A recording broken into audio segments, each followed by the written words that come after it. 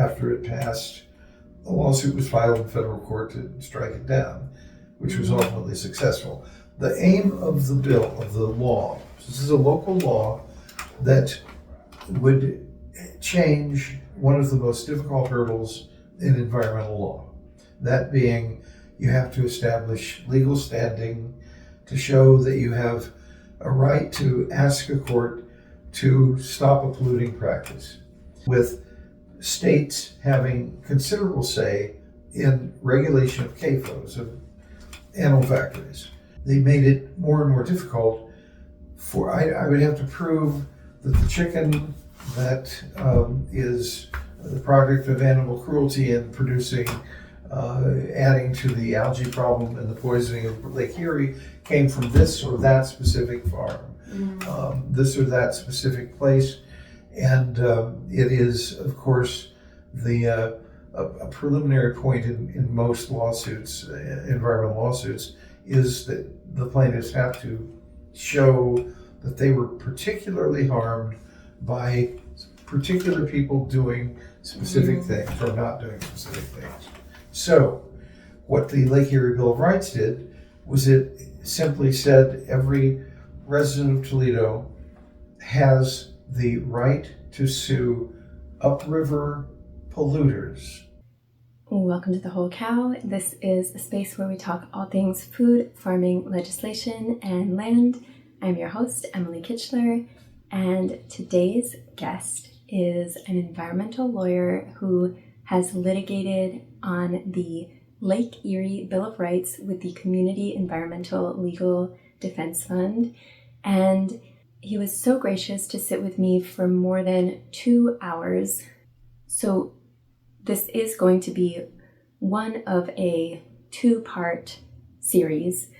In our first episode, we talk about the Lake Erie Bill of Rights, and that has a lot to do with the environmental degradation that is being done really at the hands of industrial animal agriculture, which is something that our guest has a real depth of knowledge about, and it's something that I've also researched very much as well. And just to give you a preview into the next episode, we talk about an AI drone weapon manufacturer, which is bad in every word of that phrase and in its reality. There is a lot of information, a lot of vital information shared. So I do hope that you stick around for both episodes. I will disclaim that the video quality is bad. However, the quality of the content is very good. So, very excited to share this interview with you. Without further ado, Terry Lodge. Welcome. Thank you so much for being here. It's good to be here. So when I first met you, you were giving a talk on Andoril, which we're going to get into later. When you gave this presentation and you introduced yourself as an environmental lawyer, I, at the time, was working on an article about industrial animal agriculture runoff polluting the lake and surrounding waterways. And I said, do you know about this? And you said, yes. And I said, I think you're the only one that has said yes to that question. And so that was a part of your work with the Lake Erie Bill of Rights. Right. So can you talk a little bit about that and what that litigation was about? Yes. It's a very complex topic. The Lake Erie Bill of Rights really was propelled in Toledo, centered in Toledo. And I should say Toledo is in the extreme western edge, if you will, of the Lake Erie Basin. And through the city of Toledo flows the Maumee River, which has its headwaters about 90 miles, 85 or 90 miles west in northeastern Indiana, around Fort Wayne. And it's this is a very flat remnant of the so-called Black Swamp area. It's a very large watershed. And the Maumee itself is kind of a broad, flat, shallow, for the most part, except during rainy times, shallow river, but it is absolutely pervasive throughout the watershed. And this agricultural zone is very popular in the last 2 or 3 decades for the development of confined animal feeding operations, CAFOs, which in my vernacular are animal factories. They're mass production, usually confined or at least enclosed and heavily managed meat animal production facilities, cattle, turkeys, fowl actually of all kinds, pigs and hogs, and some sheep and all that. But fastest growing area in terms of the numbers of these large industrial ag operations, which in turn produce enormous, just storied amounts of manure and urine. On the scale, it has been estimated very roughly of the equivalent of about the sewage output of, I've heard several comparisons, but Chicago, Cincinnati, Detroit, every day. And you're saying combined, or each of those? Combined. Yes. Yeah. And this is untreated, like completely Correct. Untreated waste. Correct, as compared to those cities. Right. And so what you have is, and as I say, it's a very, it's flatland, sort of a slow drainage, just slow, constant, pervasive drainage during the non-winter months when things are not frozen. And so what you have in the region are enormous surpluses, more than surrounding farmland can absorb.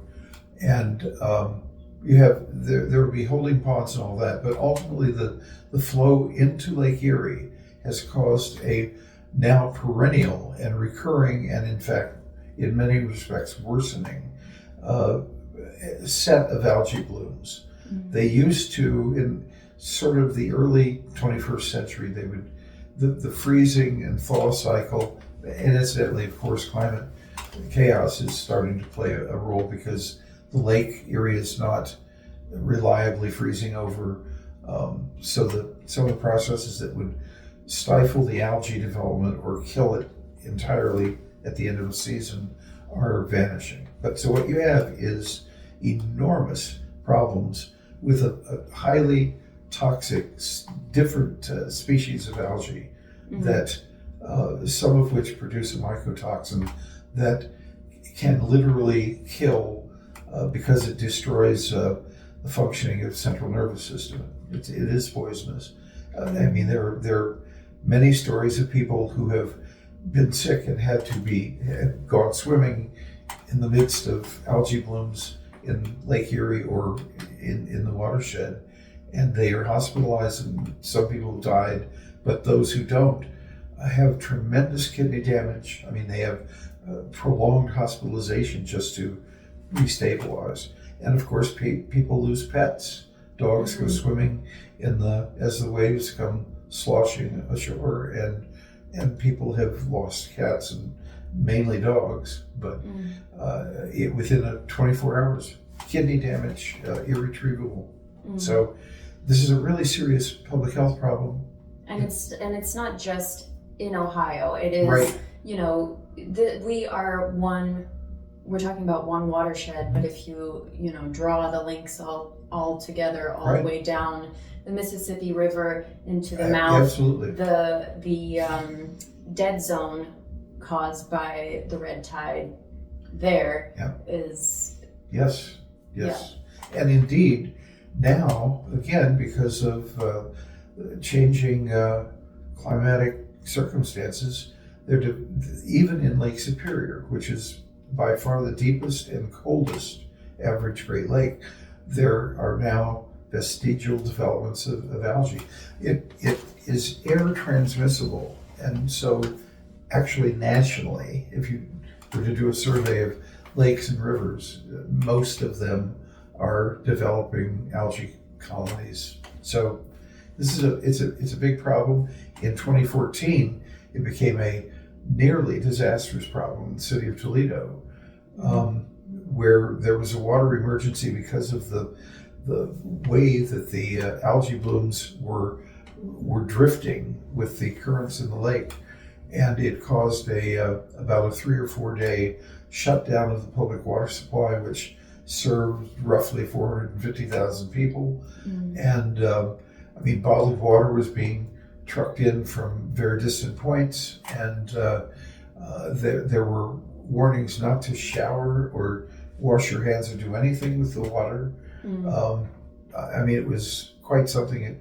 It attained a lot of headline coverage.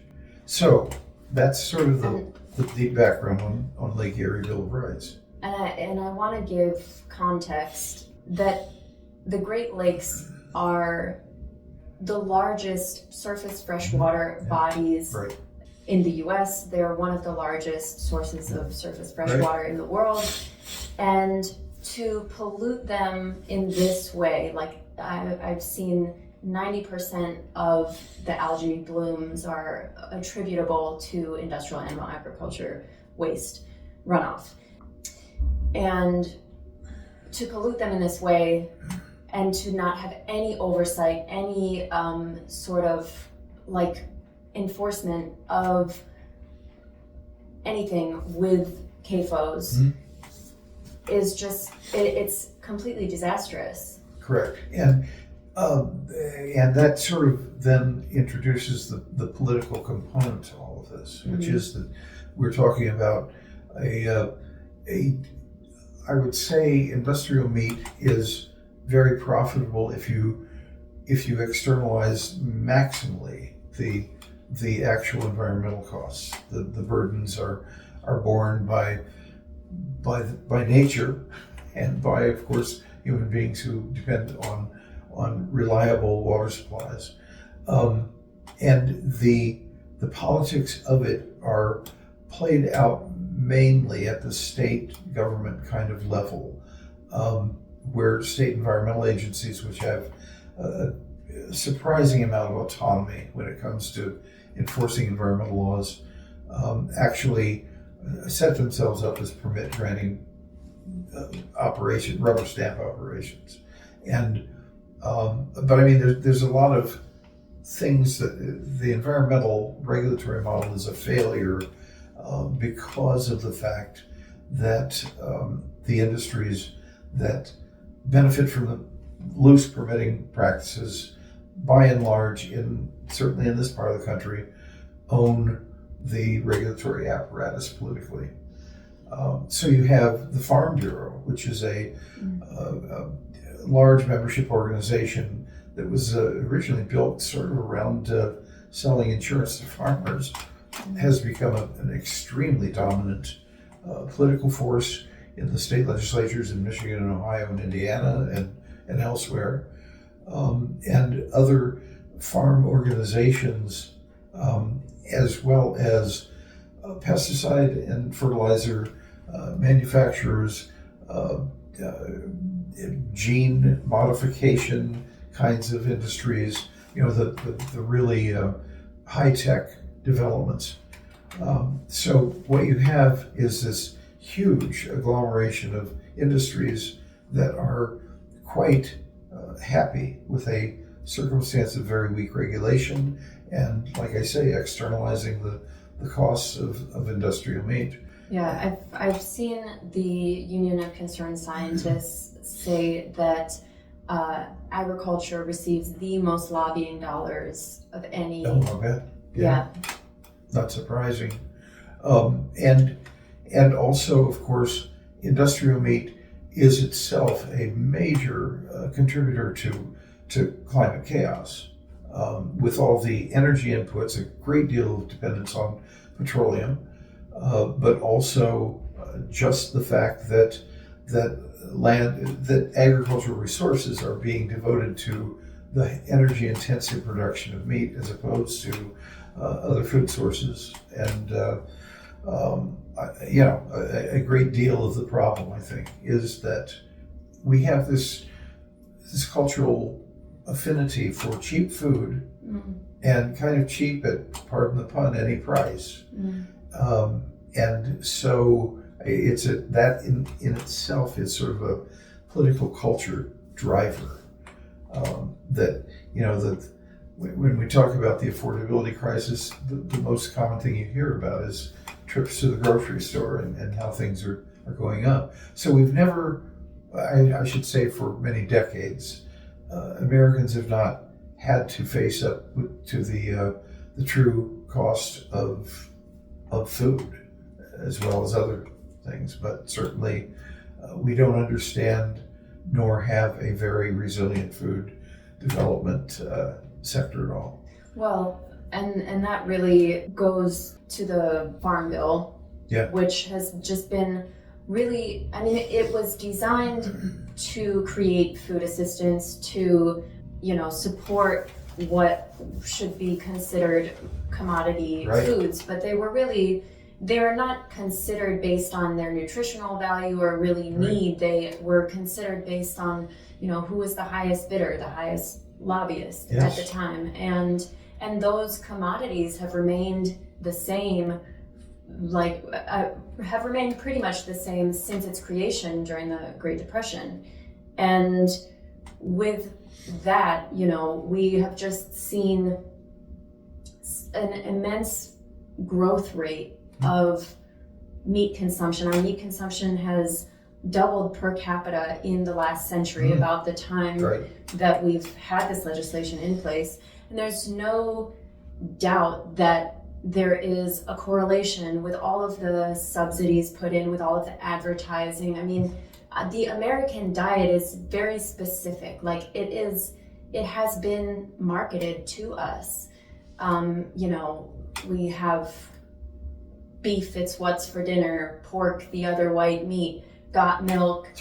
All of these were supported through the Farm Bill, through all of this infrastructure. If support is needed for farmers who are losing product due to anything, they will continue to have their farms and they will continue to be able to grow through these programs. And it's not to say that farmers shouldn't have that kind of support, but there is no support whatsoever for fruits and vegetables. Correct. So at least not within the commodities programs, which are the main meat of the legislation.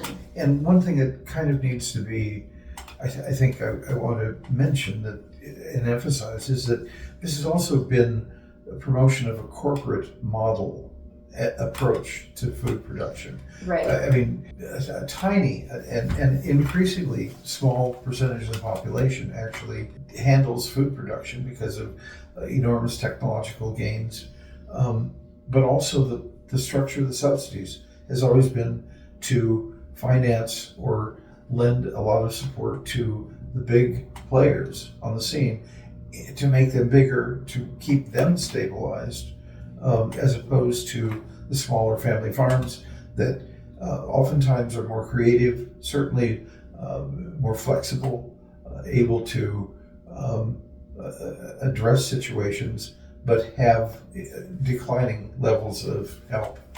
It's when I think of the interesting, you come across the growing sector of farms that are subscription types of food producers, and they are endlessly creative. They many of them are organic, and are aimed at trying to change the nature of the food supply, but they don't get any help. They get manipulated by the USDA. The standards are weak and controversial. To further explain that model, the community supported agriculture, CSA, the main idea is that if people pay up front for a season's worth of produce, and not all are modeled that way, some of them are a lot more flexible in terms of where the inputs are going, but the idea is that if you're getting some money up front, to support your growth and production, and you know how many plates you need to fill up front, then that kind of like helps with the production. Yes. And I think that it does in a lot of ways. It is considered like a good sustainable model, and if you have a CSA in your area, it is definitely worth being a part of. Yes. I mean, we have great ones in Ohio.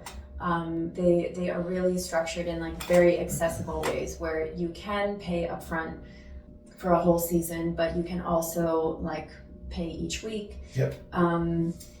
But what you're describing is a phenomenon where one level or topical area within agriculture is changing its own economics in order to survive, obviously with very little by way of governmental help. And I mean, that takes some courage and some initiative that I think is lost when you're looking at subsidies. There are lots of horror stories, and they're true, where there will be a terrible fire that will break out in a CAFO, particularly like a major producer of chicken.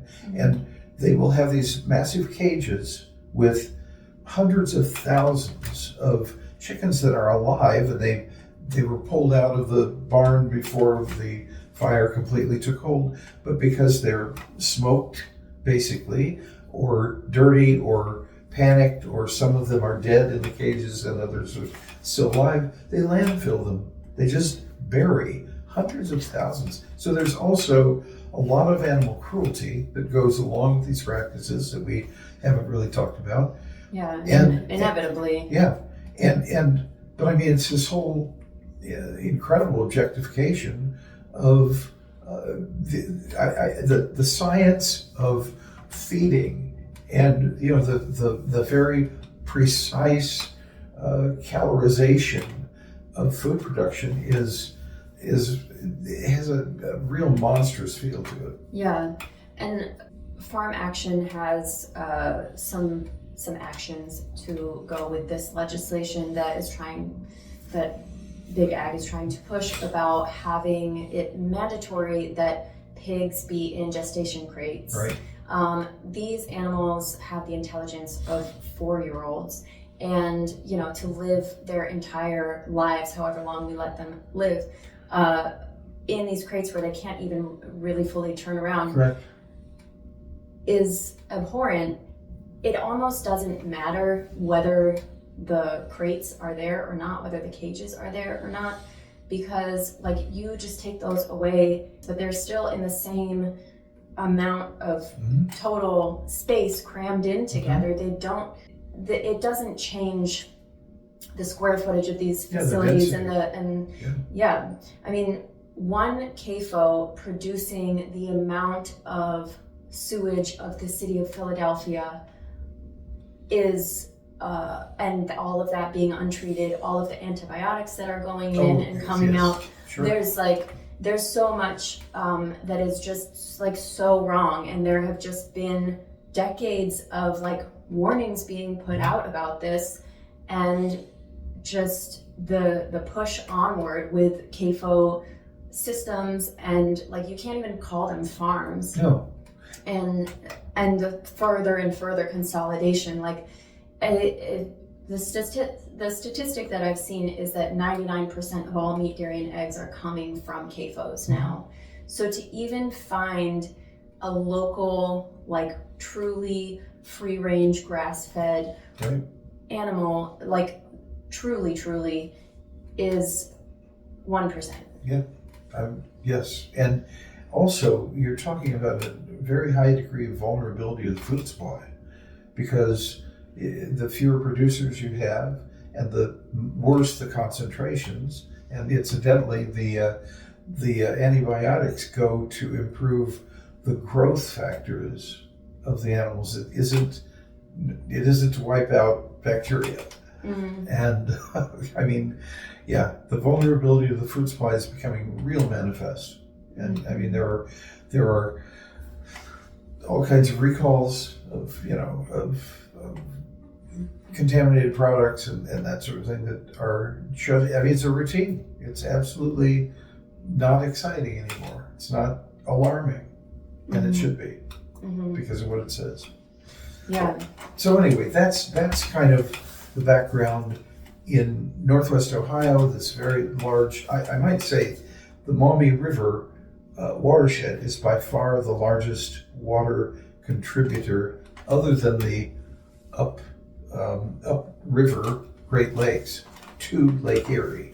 So when you have, I've read someplace that the Maumee River is accountable for something like 40 or 45% of the water input into Lake Erie, and so the Western Basin, which is also unusually, well, not unusually, it is the shallowest 25% or so of the lake, only an average of about 60 to 65 feet depth, whereas the eastern parts of Lake Erie, offshore of Cleveland, for instance, are 170, 180 feet deep, considerably deeper. But so you have hotter conditions with the phosphorus and nitrogen emptying into that zone, and that's how you end up having really intense algae problems.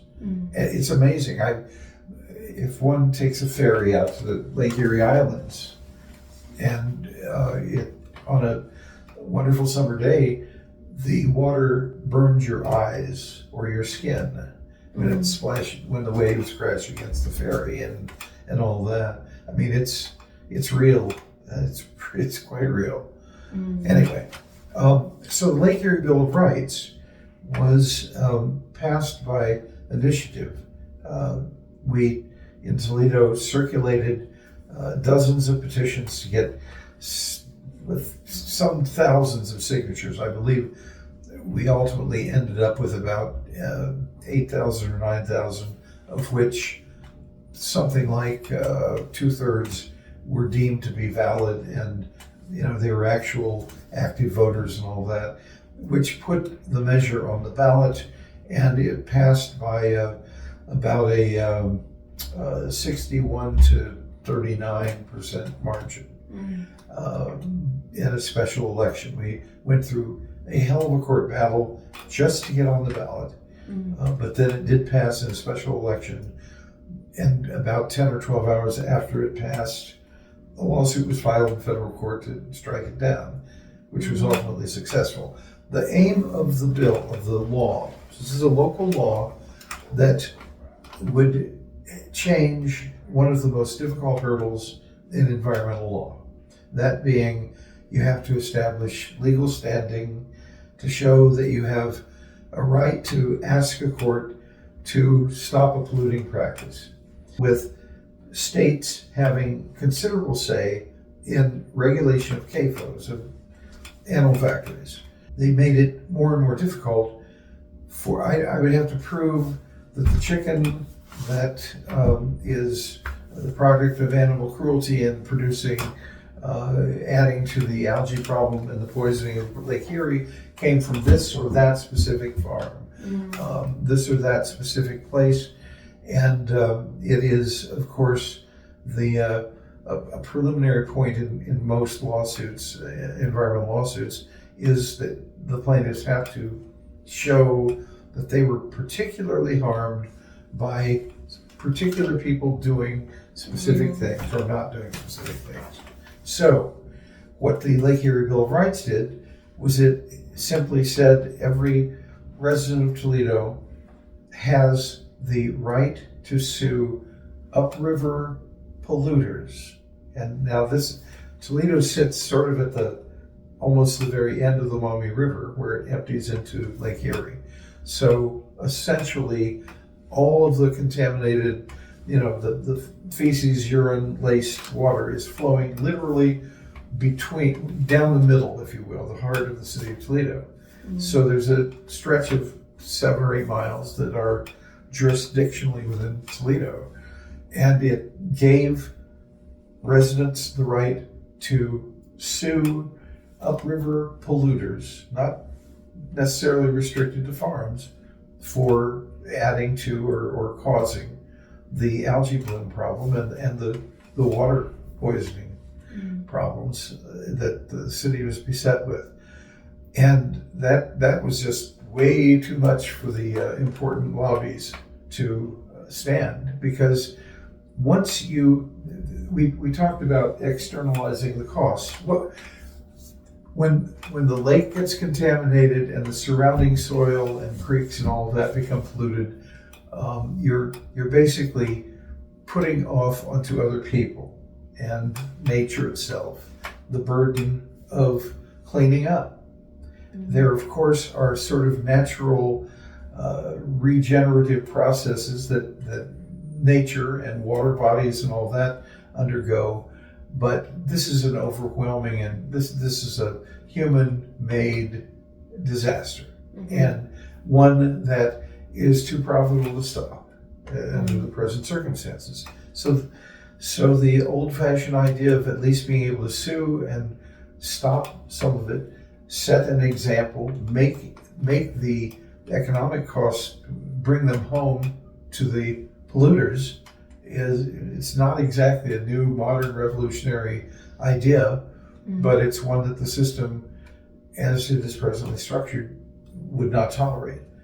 So basically the city, and I give them considerable credit, the city hired a pretty reputable local law firm to defend the Bill of Rights, because once it was passed by the voters, it became the responsibility of the city to enforce and to defend against this major federal litigation.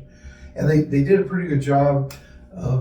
I represented, as a field attorney for CELDEF, the Community Environmental Legal Defense Fund, I represented a group of residents of the city of Toledo trying to intervene in the lawsuit to become parties along with the actual city government. The federal court denied us permission, basically finding that you're adequately represented by the city. And I can't disagree. I think that I knew the two principal attorneys professionally and had a pretty high opinion of them anyway. And they fought back. And ultimately, because of the fact that corporations have personhood and were being sorely mistreated because they have the right to, they're equal to human beings in terms of having the right to pursue business and capitalistic enterprise, they basically were found to have been victimized by a law that was actually going to level the playing field. Wow. And that's really the heart of it. They were victims. And not only that, it was, I mean, there were all kinds of things. The actual plaintiffs in the lawsuit was a family farm that we found out was a partnership that was created solely to be the plaintiff. And that the family farm was actually made up of multiple little legal liability corporations, in other words, corporations. And that, and it is not unusual to find circumstances where you'll have different operations of a factory farm are separate little companies. And that is to create layers of difficulty for anyone who wants to sue for damages. That's interesting. I never heard that or realized that before. Oh my, yes. And I might also say that many, probably virtually everything going on these days is in part the product of very creative, sometimes immoral as hell lawyers. But so creative. That too, yes. But yes, the problem is that clever lawyering is very profitable, or can be, and it, yes. I mean, there are LLCs, there are CAFO operations, okay, that have these huge truckloads and truckloads of manure and urine, and they disperse them over farm fields. And so you'll have a CAFO operation that will have a separate subsidiary that does the hauling out to neighboring or within the county or whatever farm fields for the dissemination of all this stuff. And like I say, there are checkpoints, there are firewalls against us being held liable, against the actual producer having to pay damages. I mean, in a way it makes sense, not to defend them, but in a way it makes sense just because these operations are so huge. Like, I can't imagine one company being responsible for, growing these animals, because that's what they're, that's how they would say it. And also, hauling off the waste. I mean, I think that it can possibly be both, that it is a strategy, but it's also the fact that, these operations are so huge. True. And there are, a lot of processes that require specialty. Right, they're departmentalized, if you will. Yes, it's very true.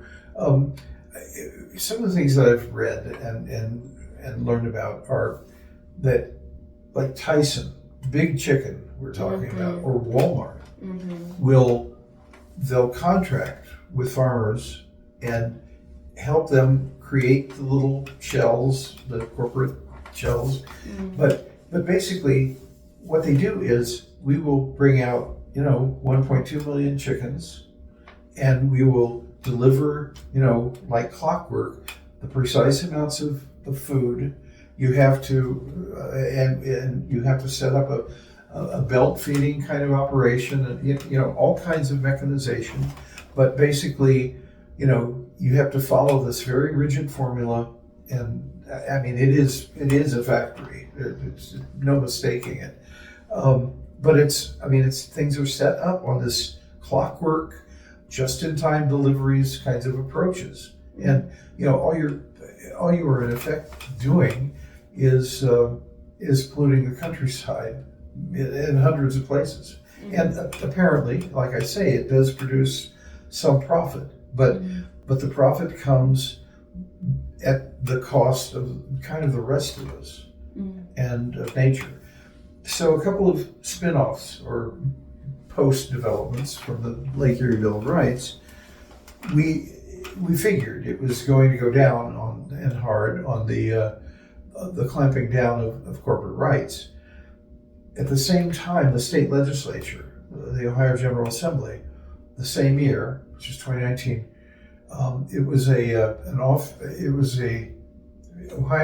the state government runs on a biennial budget. And this means that every other June, in odd-numbered years, the fiscal year is from July 1. So every June, May and June, becomes this free-for-all where the actual state budget is maybe 800 or 900 pages. I mean, it's budget, it's tables and formulae and all of that. The budget bill, however, invariably is a minimum of 3,000 pages, maybe even longer, because it becomes an event where you have to pass the budget by June 30th. I mean, you have, otherwise the government shuts down and all kinds of nasty stuff breaks loose. So there's this pressure, and things sort of disappear in this flurry of committee hearings and riders and all kinds of little bills being introduced, such that the final product, which is a 4,000-page budget larded with 3,000 pages of special interest stuff, which can be anything. So what you have is this confusing array where many things literally only appear in the final version that's voted on. Many people voting on it don't know what's in it. They only know that there are one or two or three things that that their donors wanted passed, education reform or censorship or God knows what. But that's how the budget is created. And in that biennial budget bill in 2019, which is passed, it was passed about 3 months after the lawsuit was filed against the city. There's a provision that makes it illegal to raise the rights of nature in any court in Ohio. And also, there's another provision that almost completely closes what is called common law nuisance. That what we would actually be doing, let's talk for a minute. If the Lake Erie Bill of Rights were law, survived, you would be able to sue a CAFO operator 20 or 30 or 50 miles upriver for contaminating the river. You'd have to get scientific proof, of course. You'd have to be able to show that the urine and feces were coming from this or that operation. But those sorts of things can be done. But what you're basically suing on is not the parts per million sort of spew of the Ohio Environmental Protection Agency. In other words, the water quality limitations. What you're claiming is it doesn't matter what the water quality numbers that you're supposed to adhere to say. The reality is Lake Erie has this huge algae bloom complex, and it's getting bigger and worse and worse. So on that basis, you're suing, saying that it's a nuisance, not that regulations are being broken and here's the parts per million and we have a few more parts per million you were exceeding and that sort of crap. It was also, I should say, making the litigation a little bit simpler. Basically, the part of the environmental movement that I am in is pretty disgusted with the failure of the regulatory model, because even if you have the sorts of limitations, the numbers and the levels of contamination that are permissible and all that, you're basically kind of, you're making it, the agency in conjunction with its lobbyists are making a decision on how much is nastiness, how much contamination, how much poison is acceptable. How much will not unduly make it impossible for us to make a profit. So also in the same bill was a change to what is called the common law of nuisance, making it almost impossible to file a nuisance lawsuit against a factory farm. Even if, forget the Lake Erie Bill of Rights, even if you're just an aggrieved person who wants some accountability and can prove a direct chain of causation from a factory farm into algae. So that also happened. Those little footnotes are where the system is not only, they're not only cutting off access to the courts, I mean, they're pulling up the drawbridge. They're making it almost impossible for there to be any recourse. The only recourse is taking on the farm lobbies in the legislature. We have the best legislature money can buy.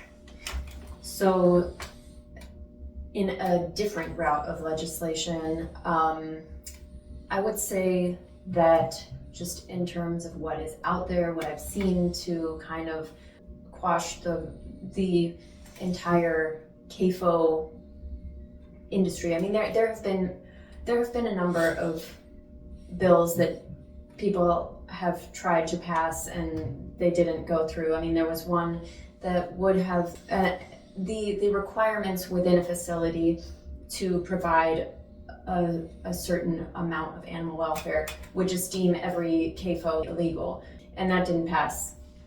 And even if it did, it would be like, dependent on some sort of enforcement to, make that a reality.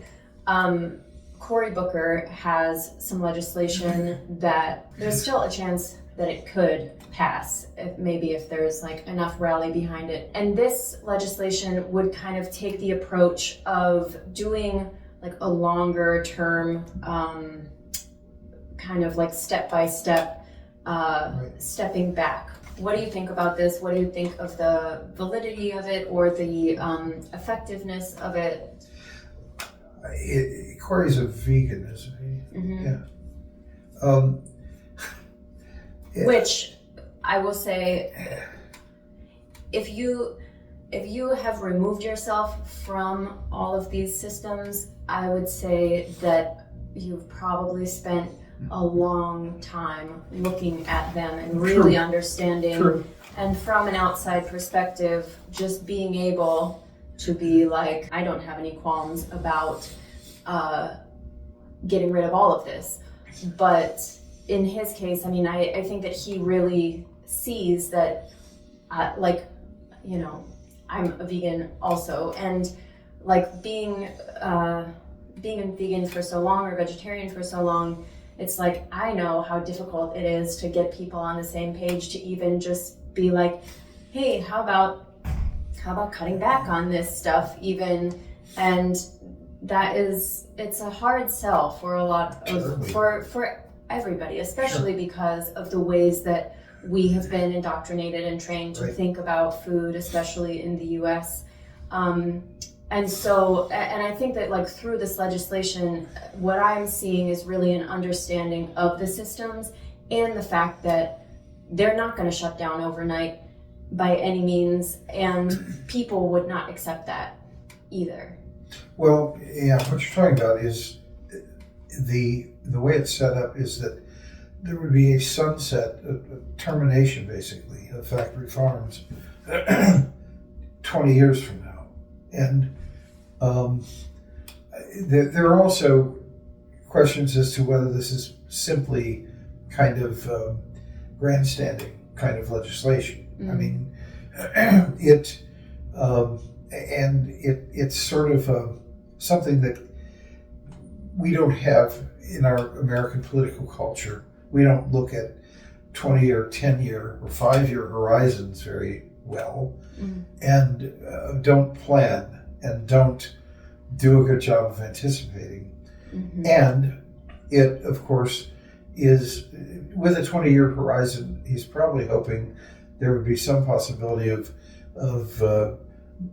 maybe the lobbyists don't have as strong of a hand if you're talking about giving that much lead time to transitioning out.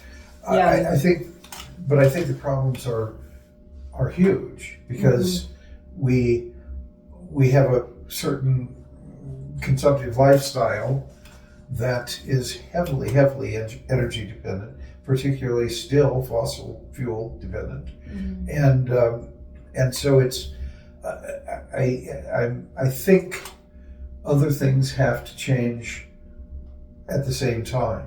Right. And climate chaos being the actual should be the number one thing on all of our personal horizons, but is replaced by war and uncertainty. But the point is that unless there are other things realizations that are going on, we're talking about an impossible sell. Right. Part of it being that politics does not permit politicians to say, wait, people, we have to accept the reality that we're going to have to step back, reduce our consumptive and wasteful habits, kind of restructure the way we govern ourselves so that corporations don't own everything and call every shot. And, there's going to have to be power revamping, dissemination of power actually more broadly into the society, that kind of stuff, which is kind of why the CELDF approach has been to try to get local laws made by the people and written by human beings, and who are not necessarily lawyers and who are not necessarily politically inclined. But that's a real tough uphill sort of thing. Yeah, I mean, when you are looking at the numbers of 99% of all meat, dairy, and eggs coming from CAFOs, we look at 77% of all agricultural lands being used for animal products. You would need, I've seen, and this might be debatable, at least double the amount of land in order to make a transition from a CAFO to another, to a more natural system, and that's accounting for all of the grain production and fields and everything. Right. And with that, I mean, there just isn't enough land to, if every CAFO agreed that they were gonna totally change their systems, but that required at least double the amount of land to produce what we're producing now, there just isn't enough. And we're already outsourcing. The labeling laws for beef and pork are such that they are not required to state the country of origin. And not all of that is coming from the US. And people don't know that. Like, you can go to the grocery store and of course, so many of us are just looking for what we can afford, what we like, what we're used to, and aren't thinking about any of these things, and are just like, putting our trust in, we can't think of everything all the time, and that is a part of the dilemma too. Like, it is just an exhaustive process to know that in every step of the way, in every sector, you cannot trust what is being put in front of you and the ethics behind it. It's very true. So, with all of that, with legislators, with textbooks, with articles, like across the board, when you're talking about the environmental effects, the humanitarian effects of animal welfare, there are so many articles and textbooks that will not say, in order to combat that, we need to reduce our personal consumption of meat, dairy, and eggs. That just isn't happening. Right. And people are hesitant to say that too. People don't like being told what to do. Mm-hmm.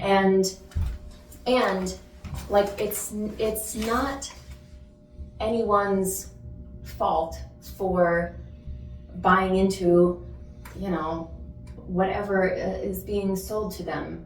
If meat, dairy, and eggs were actually sold at the prices that were realistic, they should be insanely more expensive than they are. But because they are subsidized, and because we have been trained to believe that this is the American diet, you're macho if you eat meat, you whatever, I do think that it is the most realistic and yet still extremely challenging to say that everybody needs to take a drastic reduction in our consumption and really lean more heavily into, lentils, beans, other.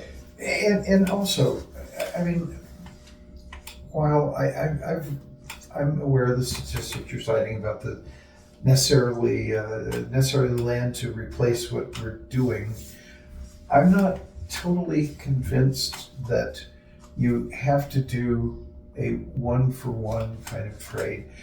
The problem is just that corporate technology is not going to save us. What is going to save us is technological and innovative thinking that makes it possible for closer to the consumption end of things, the production of food to take place.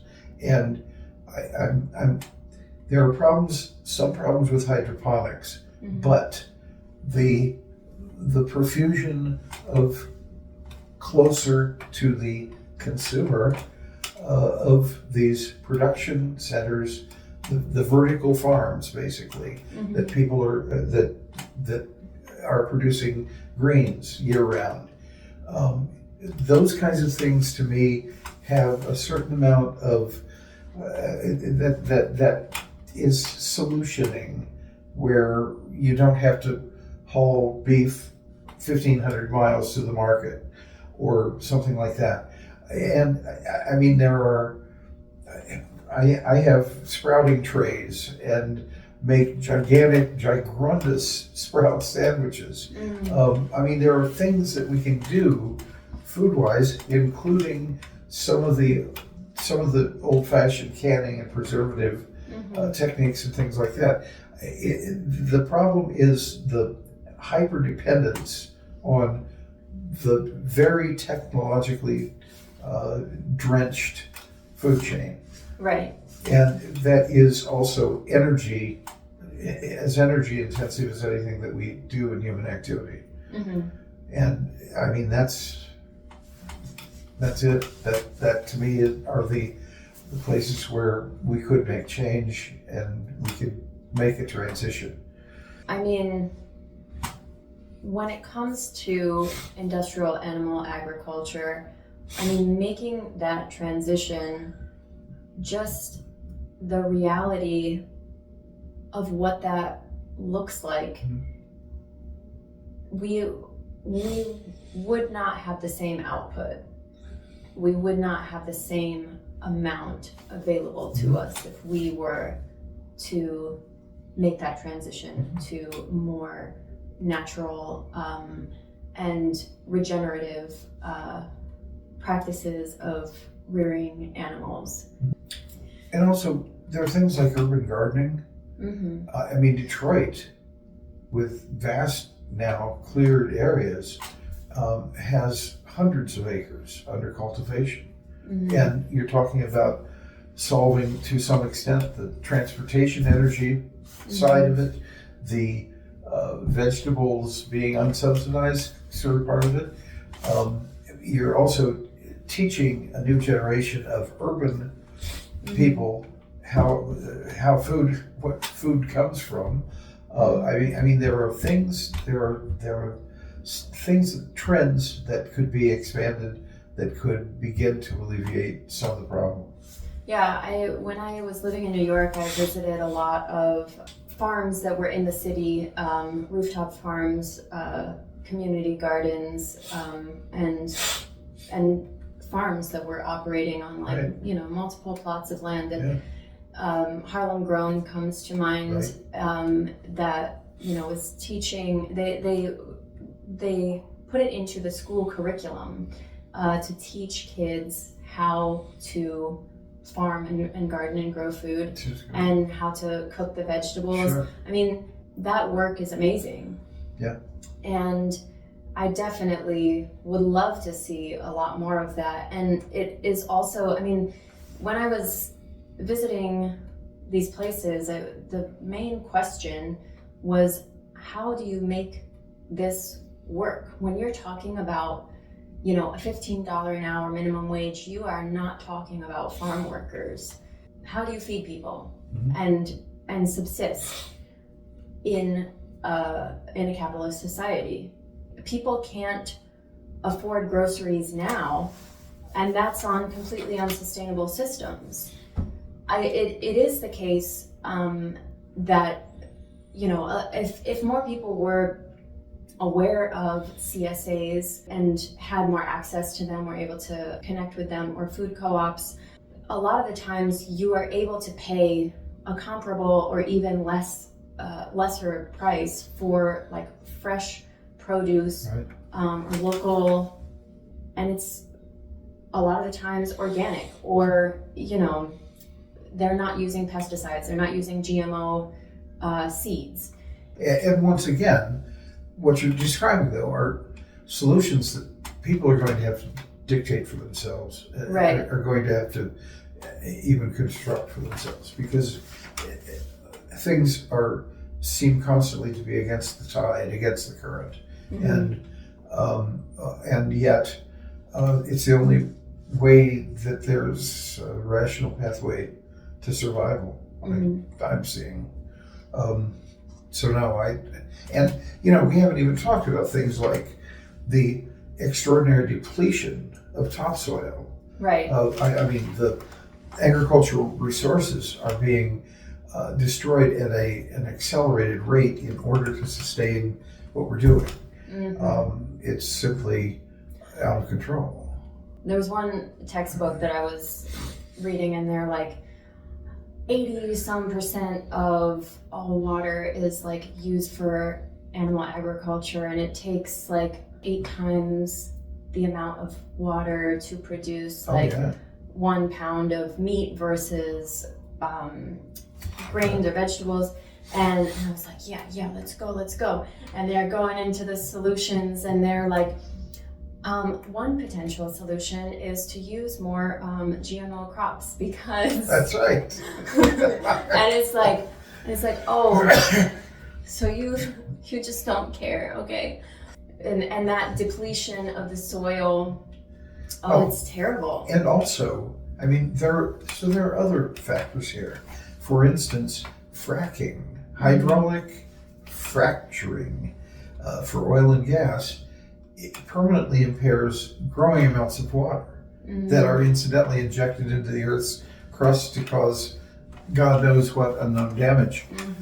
So what you're actually doing is reducing the amount of available water. And there has been the kind of experimental use of waste-laced water on almond trees in California. Oh yeah, and I mean there have been. We already have the distribution of municipal sewage waste on farmland, Right. and which carries with it PFAS and other chemistry that goes into the topsoil. I mean, there are tons of things that are dangerous or very ill-advised that we're doing. Yeah. And aren't very well being considered in the formula of producing food. We could be composting and making biogas. Like there are alternatives to fracking. Yeah. And when it comes to like creativity, there has been no opening for the creative individuals that have really designed and thought out these systems so clearly.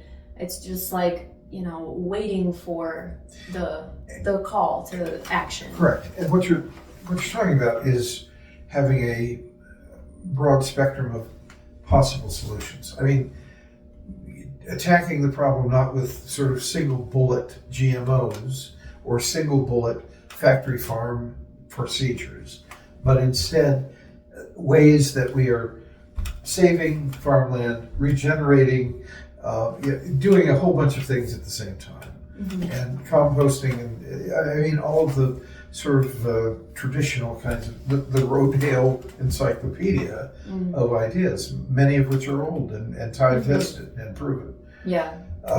So I mean, there's no, and there are some great creative people I have encountered in the Toledo urban gardening movement, and they're just fantastic possibilities, but boy, there ain't no money in it, or there is very little, and the tilt of government and the entire corporate sector tends to be against it.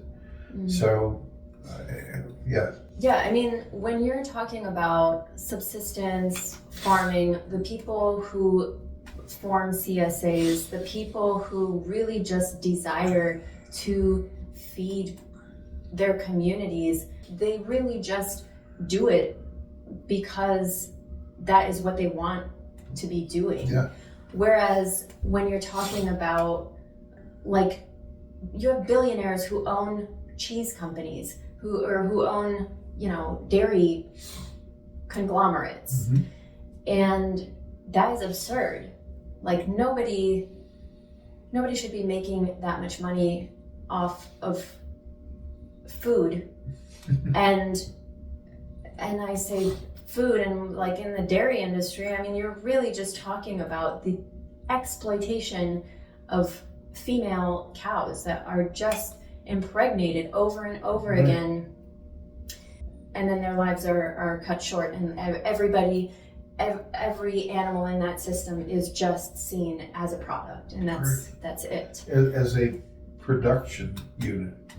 And to be able to, grow your, amass so many farms or so much of an operation that you are a billionaire as a result of that is wild. And somebody who is a billionaire has a lot of influence, a lot of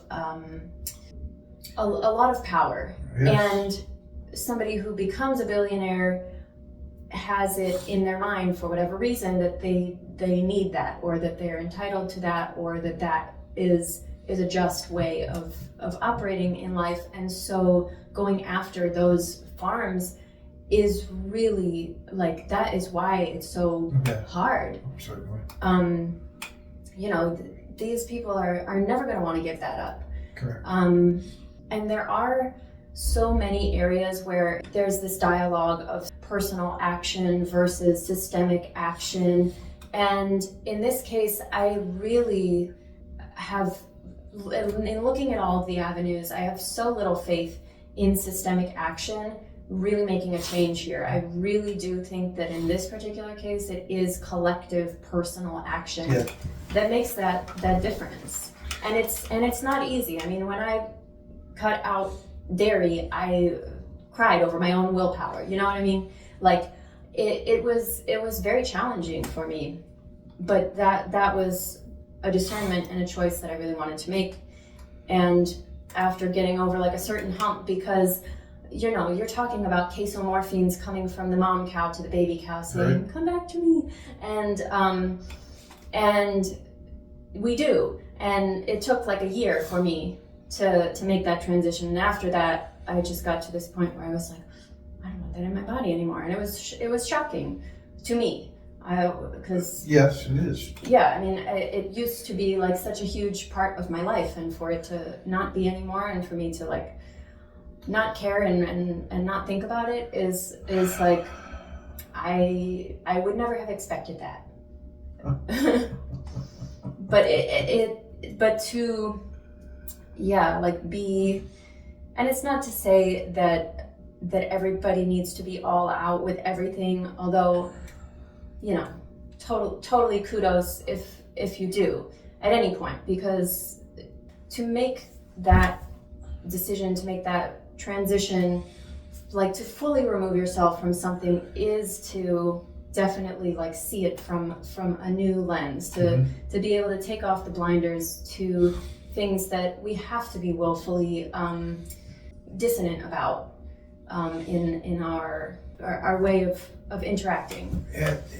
Which my pessimistic outlook is that it's going to be a while before the collapses are so massive that everybody can no longer deny, that it's happening. Yeah. One of my observations is that you have the stereotype of the Republicans is that they tend, for the most part, to simply deny the existence of climate chaos. Mm-hmm. The problem is that the tendency of a good many of the Democrats is to say, okay, yeah, there's climate change, it's happening, it's real, and that's it. Mm-hmm. There's no, again, politicians cannot or will not risk their political careers on truth-telling about what is very likely looming over the horizon, not very far over it, and the kinds of things that must be done, the lifestyle changes that will have to happen. Right. I do think that it is a big part of the Democratic platform to really go after the systems. And again, in this case, I think that there is a lot of power in the individual, in the collective actions of individuals. Yes, but that brings me to my belief that it's going to have to come from below. The change is going to have to come from people doing it themselves, self-educating and activating. And I mean, it's without a great deal of encouragement from the larger system, because the larger system is a machine that makes a lot of money for some. Yeah. And depends on continual growth. Right. Endless exploitation of petroleum and all that. Mm-hmm. Yeah. Wow. So I'm gonna ask you now, what is your favorite way to cook veggies? As a matter of fact, my favorite way is to steam, and I'm relatively good at making a really good, God, what is the name for it? It's an eggplant stew. There's a name for it. I can't think of it. But in the summertime when I have eggplant in my garden, it's one of the coolest things is to have a garden where you know, if you grow sweet corn and that's the other thing is you don't have to buy GMO seeds and things like that. But one of the coolest things is to, even if you just have a few containers where you're growing herbs, is to have your own basil. Yeah, and to have it fresh. Oh yeah. The nutrients that come from greens that are picked That's fresh true too. is like the amount that they lose in the, I don't know, how long is it, like, it's like 20 minutes, an hour is like insane. Yes. But one of my favorite things in gardening is that cabbage varieties stuff like Brussels sprouts are pretty hardy as the fall wears on and you start getting frosts. And to be able to harvest Brussels sprouts like within a day or two or a week of Thanksgiving is like really, I don't know, there's a power to that. And also I haven't done it recently, but you can grow potatoes and then heavily mulch them and leave them in the ground and harvest them well into actual winter because you insulated them from freezing. And fresh potatoes, man, you know, even something as bland as that are very noticeably better. That's amazing, yeah. But yeah. And when you say, you know, there is a power in it, I have thought about this so much, about the aspects of perceived power and people who have money, who have power in this certain way, but the power to be able to grow your own food, to be able to make things for yourself is so different. It is so profound. And very unique in this culture where everything is made for us. Right. Yeah, yes. Yeah. So, and you know, I'm not very creative in a lot of ways, but just the notion of my asparagus growing 6 inches in a day, that kind of stuff is, wow, it's mind-boggling. Really, you look at it in the morning and it's, you know, and you come back just ahead of sunset and it's 6 inches taller. I mean, wow, what building that was all day. Some photosynthetic process is going crazy. Oh, so, that's awesome. Yeah.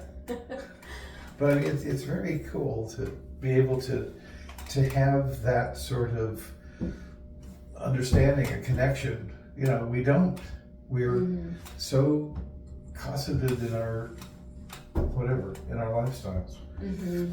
You want to talk about Andorol? Yes. Okay.